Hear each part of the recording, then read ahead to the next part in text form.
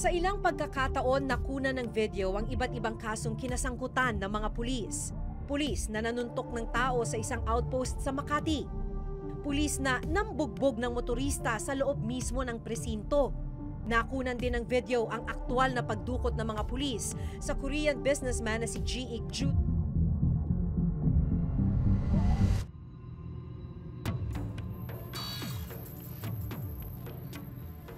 Sa CCTV footage na ito na nakunan mula sa lobby ng Police Community Precinct 5 sa Fairview, Quezon City nitong March 17, 2017.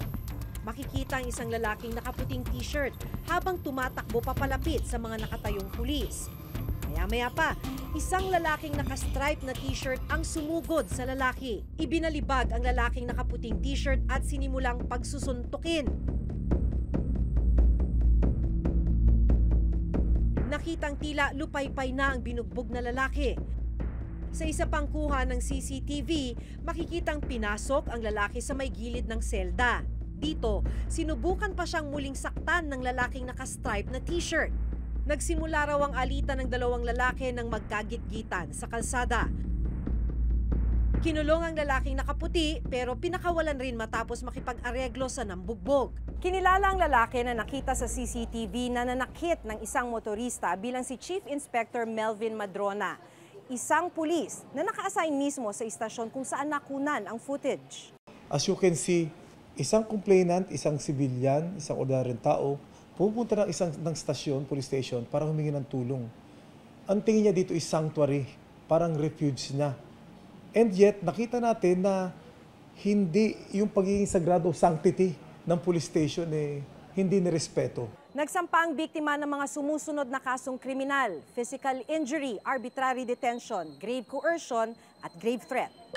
Sinampahan din si Medrano ng kasong administratibo na grave misconduct. Matapos ang mahigit isang linggo, kusa nang sumuko si Madrona sa Camp Karingal. Nirelieve siya sa kanyang pwesto sa Station 5 at kasalukuyang naka-restrictive custody sa Camp Crame. Yung kasing criminal case, ito nga yung pag napatunayan to, pwede siya makulong. Ito namang administrative case, kapag napatunayan may kasalanan siya, bibigyan siya ng mga sanction dito sa PNP. Like for example, ang pinakamatindi doon, dismissal from the service. Handa raw harapin ni Medrano ang mga asunto laban sa kanya. Nagsampa rin siya ng kasong direct assault laban sa nakaalitang motorista.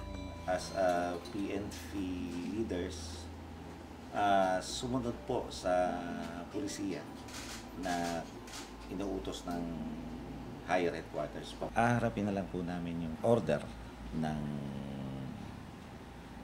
higher headquarters po. Sa cellphone video namang ito na nakuna nitong April 2, 2017, kitang-kita ang pagsuntok ng isang unipormadong pulis sa isang tao na nakaupo sa loob ng isang outpost. Ayon sa kumuha ng video, nangyari ang insidente sa may bahagi ng Burgos Street, Makati City. Pagdaan ko, so hinampas siya ng parang plastic na chair or bakal na chair. Hindi ko masyado na ininagan eh. Ayon kay Ivan, nakita pa niya nang tinutukan ng baril ang biktima. Nakita ko na nga naglabas ng baril. So medyo nag-safe distance ako kasi baka magkaputukan. Ang naaalala ko lang doon is naglabas ng baril yung police and then tinutukan siya habang nakahiga siya. Natunton ng reporter's notebook ang outpost kung saan sinasabing nakuna ng insidente ng panununtok ng pulis. Sa GMA, meron pong sinuntok ng isang pulis po. Sino po kaya ito? Tarang niya lang po ma'am, sa presinto na lang ma'am. Sa tulong ni Ivan, nakilala namin ang taong sinuntok sa video. Para sa kanyang kaligtasan, itatago namin siya sa pangalang Sam, 18 taong gulang. Ano nangyari sa'yo? Yung kaibigan ko sumigaw na curfew, kaya tumakbo po ako. So yung pagkatakbo ko po, yung pagkatakbo ko po, sa outpost po ako napatakbo. So hindi na po yung barangay humahabol sa akin kung hindi pulis. Yung pagkahinto ko po, naisip-isip ko na pulis po yung naghahabol sa akin. Sa tumigal din po kasi yung suot ko po heels, kaya tumigal din po ako. Yung pagkatigil ko, bigla po ako sinapa. Tapos nakabayan po ako, pero susuntok-suntok sa tagilira. Tapos hanggang sa outpost, tinulok nila ako at sinipa palo. So ibig mo sabihin, nung inabutan ka sa kalsada, sinimulan ka ng sapakin sa mukha. Hanggang po sipa-sipa. Habang sinasapak ka sa mukha, sinisipa ka. Saan bahagi ng katawan ka sinipa? Dito po sa hita. Ilang pulis yun? 3 po. May isip mo pa ba yung nangyari sa'yo?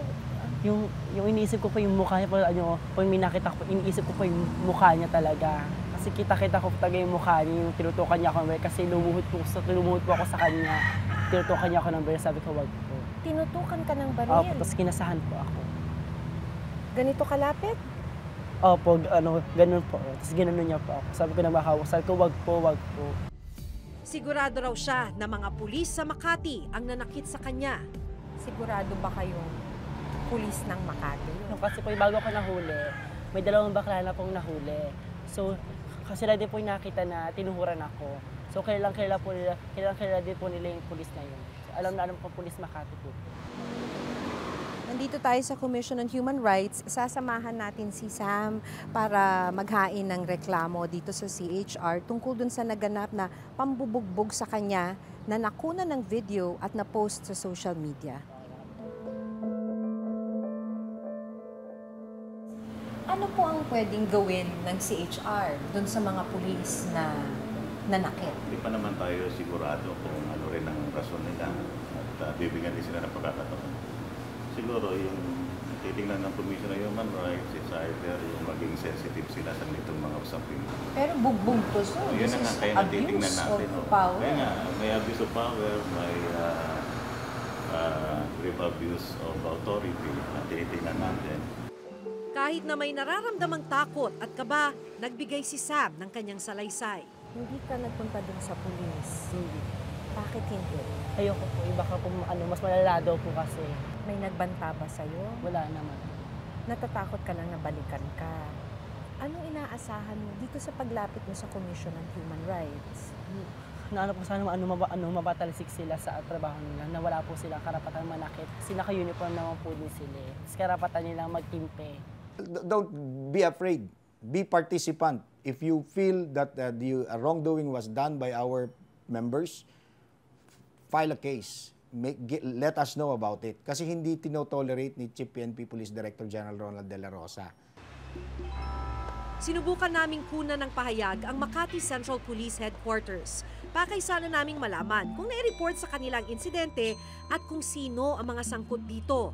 Pero hindi sila nagpaunlak. Sa isang text message na ipinadala sa reporter's notebook ng Chief of Police ng Makati na si Superintendent Junicio Bartolome Jr., iginiit niyang nagsasagawa na sila ng malalim na investigasyon tungkol sa insidente. Hiniling rin nila sa biktima at sa kumuha ng video na magbigay ng kanilang pahayag sa Makati Police. Bukod sa ilang kaso ng pananakit, may ilang pulis na nasangkot naman sa paggamit ng droga. Itong March 30 sa Barangay Talon 4 sa Las Piñas City, arestado si Superintendent Lito Cabamongan nang maaktuhan daw siyang bumabatak ng shabu sa isang barong-barong. Kasama niya ang isang babae na kinilalang si Medi Sabdao. Nagpositibo si Superintendent Cabamongan at Sabdao sa isinagawang drug test, pero itinanggi pa rin ng pulis na gumagamit siya ng illegal na droga. Ano kasi mo ikaw? Ano kasi mo? Tek lang pala eh. Ikaw! Mayor! Ano kasi mo? Huwag yung pangalan niya na. Homicide. Mayor ah! Homicide ka lang pala. Yan ang pinatay mo. Personal ding pinuntahan ni PNP Chief Ronald Bato de la Rosa ang selda kung saan nakakulong si Cabamongan. Hay ka ba? Hindi po ako sabog ka! Hindi po ako sabog. Giit ni Cabamongan, nasa gitna siya ng police operation sa isang kapwa-pulis nang maganap ang pag-aresto. Ngunit pinabulaanan nito ng hepe ng Las Piñas Police. What police operation Superintendent Cabamongan is talking about? While in fact, he is assigned at the General Services section of the National Headquarters Crime Laboratory. Paano masabi ng pulis na kayo ang gumagamit ito, kayo hindi gumagamit ito, na doon man ako, nandoon kayo? Ang stand ng client ko is that si Nelly is a part of the Hulid Up scheme. That's my theory. At naniniwala ko, I'm inclined to believe that.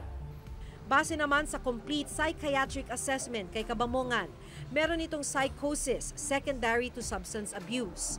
Ayon kay Chief Superintendent Aurelio Trumpe Jr. ng PNP Crime Lab, hindi pwedeng manatili sa serbisyo ang isang pulis na may problema sa pag-iisip.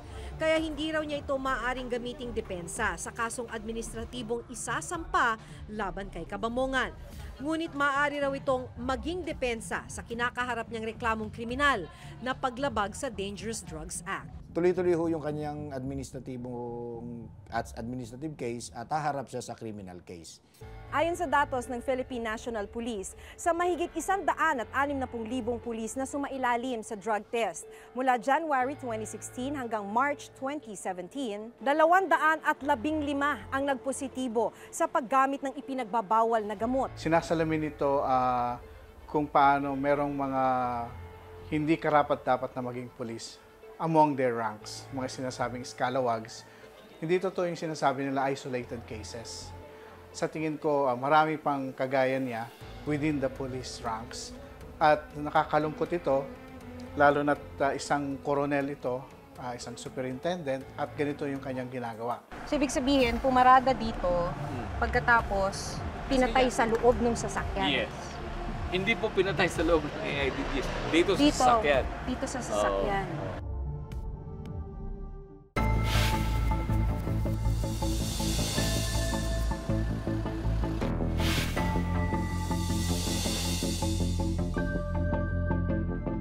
Ang isa sa pinakakontrobersyal na kaso ay ang pagkakasangkot ng mga pulis sa pagdukot at pagpatay sa Korean businessman na si Ji Ik-ju noong October 18, 2016. Ang nakababahala, pinatay si Ji Ik-ju sa loob mismo ng Camp Crame. So, ibig sabihin, pumarada dito, pagkatapos, pinatay sa loob ng sasakyan. Yes. Hindi po pinatay sa loob ng AIDGs. Dito sa sasakyan. Dito sa sasakyan.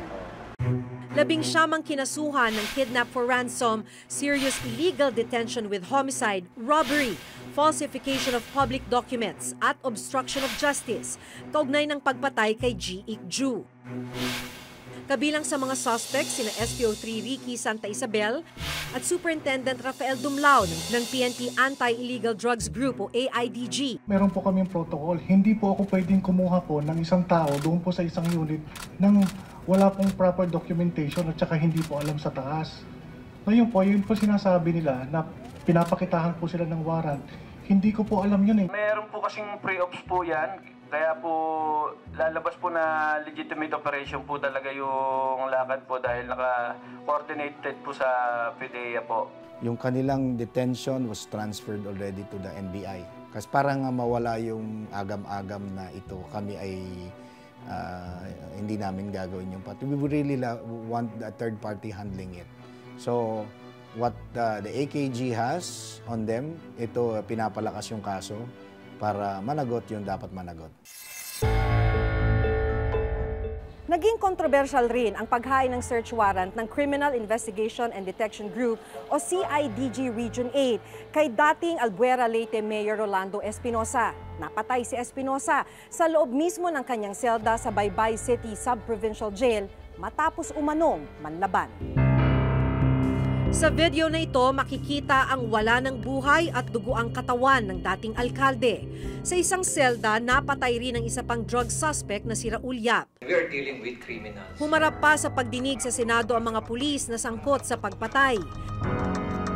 Nitong March 19, 2017, naglabas na ng arrest warrant ang korte ng Baybay Leyte para sa kasong murder laban sa 19 na pulis, kabilang na sina dating CIDG Region 8 Chief, Superintendent Marvin Marcos, na siyang nanguna sa operasyon. Chief Inspector Leo Laraga, na siyang nakabaril kay Espinosa, Superintendent Santi Noel Matira at iba nilang kasamahan. Kasalukuyan silang nasa kustodiya ng CIDG Region 8. Gumugulong yung hustisya, nagsasampa ng depensa at they want to do I think the group of Marcos wants a reinvestigation. Tactic style yan. Matapos naman ang investigasyon ng Internal Affairs Service ng PNP, inirekomenda nilang makasuhan ng kasong administratibo ang mga pulis na nasangkot sa pagpatay kay Espinosa. Bukod pa ito sa kasong murder na isinampa laban sa kanila. Pero sa isang talumpati ni Pangulong Rodrigo Duterte, nito lamang March 29, 2017, nagpahayag ang Pangulo na posible niyang bigyan ng pardon ang mga pulis sakaling mahatulan silang guilty. Pero itong pulis ngayon nasabit, hindi ko rin pwedeng iwanan. Hindi ko talaga pwedeng iwanan. Kasi baka nga talaga sinunod yung utos ko to, ati. Ma-convict, walang problema. Pagbasa ng you are hereby sentenced to, tatawag yan, sir, convicted kami. Sabi mo sa judge, sadali lang. Pardon. Bigay mo sa judge. Sige, pabasa mo sa judge. Pardon pala kayong lahat. Restored to full and political civil rights and reinstated order with a promotion 1 rank higher. Making such pronouncement, napaka-irresponsible yan. You're sending the signal na you can, do sa mga policeman on the ground, I can do anything. Anyway, protektado ako ni Presidente. Kawawa yung mamamayan dyan. Sa isang police force na maraming skalawag based dun sa pronouncement ni Presidente at ni De La Rosa kung bakit hininto yung drugs, magkakaroon ka ng ganong pronouncement, equivalent yan abuse.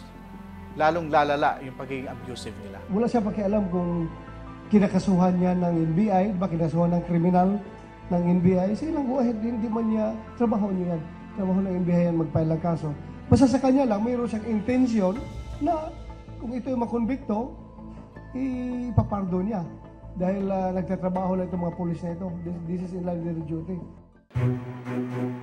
Ayon sa datos na nakuha ng reporter's notebook mula sa Office of the Ombudsman tungkol sa mga ahensyang may pinakamaraming kasong administratibo at kriminal noong taong 2016, pumapangalawa ang mga opisyal ng Philippine National Police na may mahigit 1,000 kaso. Sa datos naman mula sa PNP, para sa taong 2016, umabot sa 88 ang na-dismiss na pulis, 9 ang na-demote at 102 ang nasuspinde dahil sa iba't ibang kasong administratibo. Sabi nga ni Chief PNP, walang pulis na hindi nagkakakaso. Yung mga nagkakakaso, ito ay yung gumagawa ng kanilang trabaho. If we review these cases, tingnan ho natin, ano ho ba yung mga kaso niyan? Totoo o harassment lang?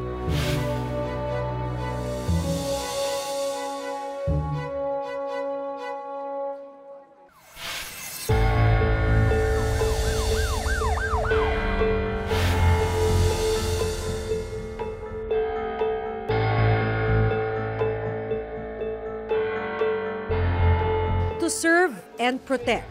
Ito ang sinumpaang pangako ng mga miyembro ng kapulisan. Sa mga pagkakataong nasasangkot sila sa kontrobersya, hindi maiiwasang mabahiran ang kanilang ahensya. Tumindig kayo dyan.